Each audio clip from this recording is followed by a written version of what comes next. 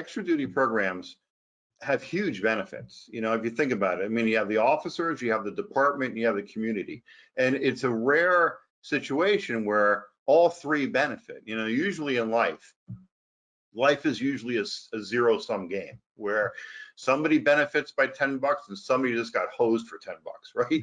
But extra duty, like, it really, if it's well managed, everybody can benefit. The officer now has an opportunity to earn some extra money for daycare or whatever, right? And look, we all know nobody goes into law enforcement to become a billionaire. So have some extra, the opportunity to earn some extra cash is a great thing, right?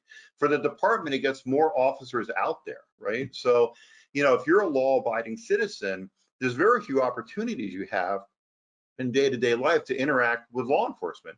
And usually when you are interacting with them, at least when I am, it's because I was just driving 90 miles an hour in a 65, and it's not good news. So with an extra duty program, now you get to see officers out in the public arena in a non-threatening way, in a way that you can feel more safe, that I'm glad that they're out there. And for the community, the huge benefit is it's a flip side of having the more officers out there.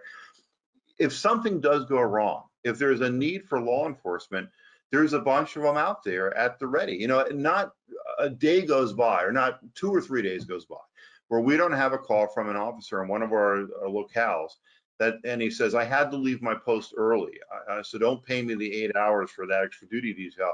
I left after 5 because right across the street from where I was, there was robbery in progress. And because of your system, dispatch knew where I was and called me and said, go across the street and handle that situation. And if they had not known that I was there, or if it was some, another type of law enforcement or an officer from some other locale there, they wouldn't have known. And it would have taken 8 or 9 minutes to get back up at the location where the robbery was taking place. So there's a benefit for society just to have more officers at the ready. But as you say, there's this caveat. That's if it's well managed.